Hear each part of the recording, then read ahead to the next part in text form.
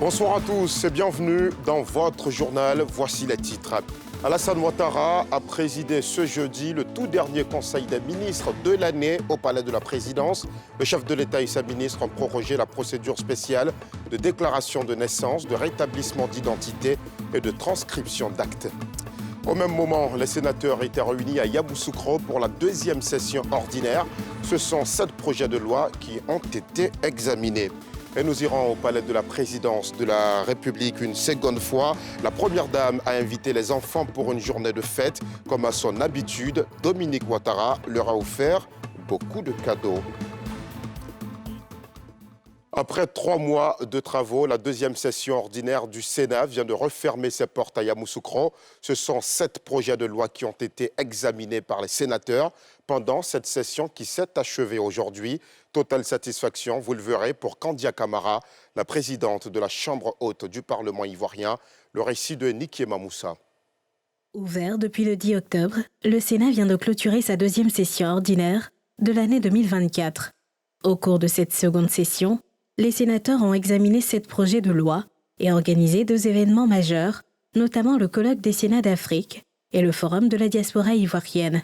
Tant d'activités dont se réjouissent les membres de la Chambre haute du Parlement ivoirien. L'activité intense de cette jeune chambre, parce que le Sénat n'existe que depuis 6 ans, montre vraiment le dynamisme et la sagesse des sénateurs. Nous avons également eu le vote du budget qui a été un grand moment parce que ça nous a pris des jours et des nuits. C'était un travail exhaustif et qui a vu la capacité du Sénat à se mobiliser, à se concentrer, et à être très actif. Les débats ont été très riches. C'est une bonne session qui s'est terminée avec beaucoup d'engagement. Des engagements pour les activités qui nous attendent encore de plus belles pour l'année 2025.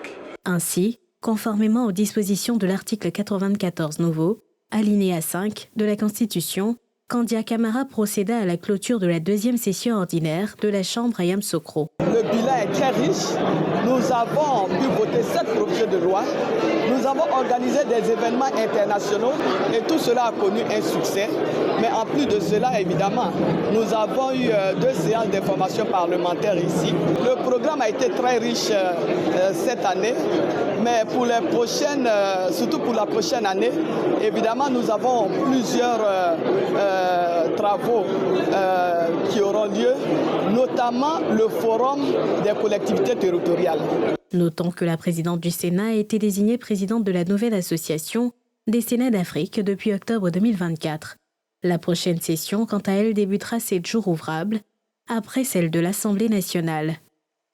Et nous vous le disions en titre, c'est Noël avant l'heure pour les enfants de Côte d'Ivoire. La première dame, Dominique Ouattara, leur a offert plein de cadeaux ce jeudi. Une belle cérémonie qui leur a permis également de découvrir le palais de la présidence de la République. Retour sur cette journée de fête avec Nadia Idja et Karine Kassi. Les jardins du palais présidentiel, transformés en un royaume enchanté, l'espace de quelques heures, pour le bonheur de ces tout-petits.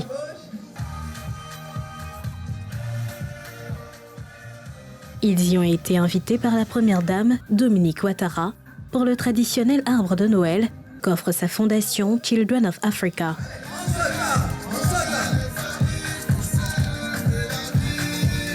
Entre mascottes, châteaux gonflables, goûters et dégustations sur les différents stands, les enfants ont eu de quoi se délecter en attendant le début officiel de l'événement. À jouer, à jouer, et puis à manger. Et mamie, ça se passe bien. C'est chic. Chez moi à la maison, on me talonne de tous les côtés. Maman, on va à quelle heure? Donc, en tout cas, c'est avec beaucoup de joie. Les enfants heureux, c'est important. Comme c'est pas tous les jours, une fois dans l'année, vraiment, ça fait plaisir d'accompagner les enfants. Courir dans tous les sens, ça fait plaisir. Quand arrive la première dame, l'ambiance monte d'un cran avec une succession d'artistes en vogue qui ont fait bouger les enfants, parents et personnalités présentes. Clou de la célébration, la distribution de cadeaux à tous les enfants présents dont ceux du Chologo à l'honneur pour cette édition 2024. Maman Dominique, aujourd'hui, nous découvrons la magie de Noël parce que nous sommes devant toi. N'oublierons jamais cette belle fête de Noël. Cet arbre de Noël est pour la Première Dame une tradition qui vise à faire vivre la magie de Noël aux enfants du pays. La féerie de Noël est caractérisée par ce mélange de joie, de partage et d'amour qui réchauffe nos cœurs d'adultes et illumine les yeux de nos enfants. Et cette année encore, la Fondation Children of Africa a tout mis en œuvre pour que cette fête soit inoubliable pour nos chers petits anges. Comme les éditions précédentes, 3000 enfants ont pris part à ce Noël féerique. Des enfants de toutes les couches sociales et issus de toutes les régions de la Côte d'Ivoire. Au ministère de la Construction, les enfants des agents étaient eux aussi en fête ce jeudi. Un moment de magie et de convivialité organisé salle Louga François du Palais de la Culture de Treichville. Ce sont 1200 enfants qui sont repartis avec des cadeaux sous le regard de Faltia Koulibaly.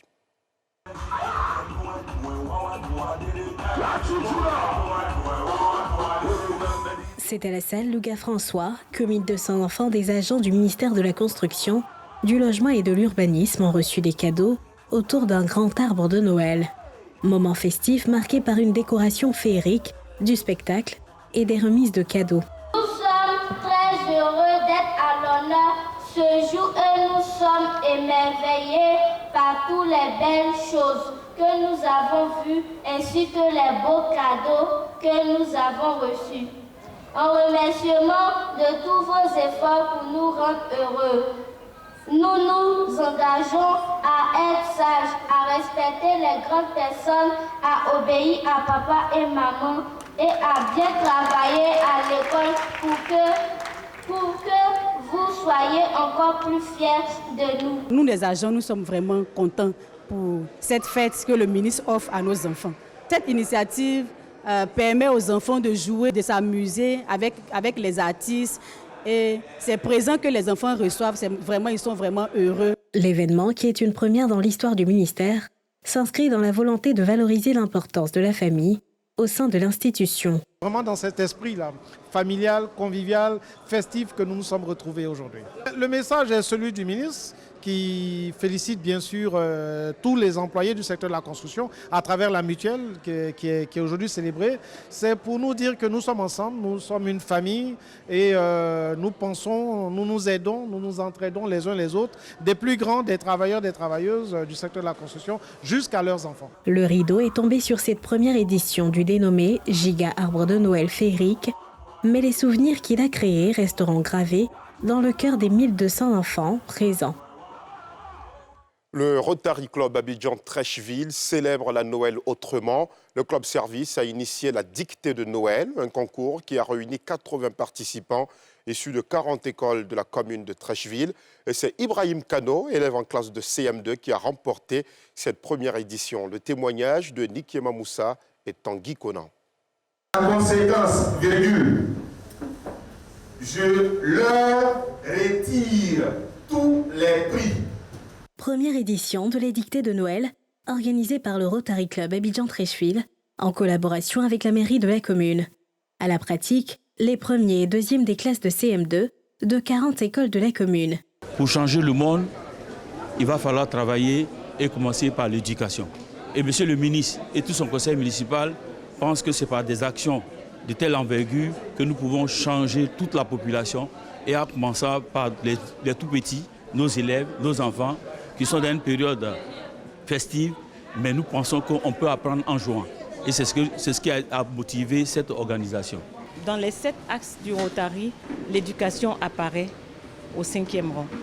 Donc il est important pour le Rotary d'intervenir dans le domaine de l'éducation et surtout en fin d'année et surtout dans la dictée, parce que la dictée permet aux enfants d'enrichir leur vocabulaire, d'avoir une assurance en soi et je dirais même que la dictée c'est le début de tout. Après les corrections, c'est un élève de l'EPC Notre-Dame de la Paix de Treichville qui remporte la première édition. De base, en faisant 3 dictées par jour. Avec ma maman. Je suis très contente d'avoir le premier prix. Je promets de mieux travailler la prochaine fois. Pour être fort en dictée, je travaille beaucoup, je lis plusieurs livres. Pour cette édition, ce sont 80 élèves qui ont pris part à cette dictée, visant à rehausser le niveau de ses participants et améliorer la qualité de l'éducation nationale. Les organisateurs se sont aussi engagés à perpétuer cette nouvelle tradition. Et nous vous le disions à l'entame de cette édition, la procédure spéciale de déclaration de naissance, de rétablissement d'identité et de transcription d'actes de naissance vient d'être prorogée de 3 ans. La mesure a été adoptée aujourd'hui en Conseil des ministres par le président Alassane Ouattara. Ce conseil était d'ailleurs le tout dernier de l'année 2024. Le récit de Pierre Dipomela et Fulgence Kissiedou. La procédure spéciale de déclaration des naissances, de rétablissement d'identité et de transcription d'actes de naissance, initiée par le gouvernement depuis 2018, a été prorogée pour 3 ans par le Conseil des ministres de ce jeudi, le dernier de l'année, présidé par le président de la République Alassane Ouattara, au Palais de la Présidence. Cette disposition, selon le porte-parole du gouvernement, est une occasion pour ceux qui ont fait du faux et usage de faux de rétablir leur identité réelle sans crainte de poursuites judiciaires. La procédure spéciale mise en place vise à régler, par dérogation aux procédures ordinaires, la situation particulière des personnes nées en Côte d'Ivoire dont les naissances n'ont jamais été déclarées à l'état civil et celle des personnes dont les 2 exemplaires des volumes du registre de naissance sont détruits, détériorés ou ont disparu. Cette procédure offre également l'opportunité aux personnes utilisant de faux actes de naissance de rétablir leur identité à travers des procédures allégées et gratuites, tout en leur garantissant une amnistie pour les infractions de faux et usages de faux commis. Compte tenu du nombre résiduel important de nos concitoyens concernés, en dépit des mesures de dérogation échues et des multiples campagnes de sensibilisation engagées, ce décret proroge de 3 ans supplémentaires le délai d'application de la procédure spéciale de déclaration de naissance, de rétablissement d'identité, de transcription d'actes de naissance telle qu'instituée par la loi numéro 2018-863 du 19 novembre 2018. Le ministre Amadou Koulibaly a invité tous ceux qui sont encore hésitants à saisir cette opportunité avant la généralisation de l'opération. C'est pour cela que nous avons prolongé donc la date afin de permettre à tous ceux qui sont encore hésitants de pouvoir faire leur papier sans aucun préjudice. Non seulement la procédure est facilitée, elle est simplifiée, mais elle est gratuite et vous ne serez pas poursuivis. Mais passé ce délai, au moment où on va généraliser les relevés biométriques aux fins d'identification, tous ceux qui se feront prendre en ce moment vont subir la rigueur de la loi parce qu'on leur aura offert l'opportunité de pouvoir se racheter. La Côte d'Ivoire s'est engagée à moderniser l'état civil avec la production d'un identifiant unique pour chaque Ivoirien, associé à des données biométriques, ainsi que la digitalisation des registres de l'état civil. Et voilà, c'est la fin de ce journal. Merci aux équipes techniques et de rédaction. Merci à vous aussi de l'avoir suivi. Excellente soirée sur la nouvelle chaîne ivoirienne.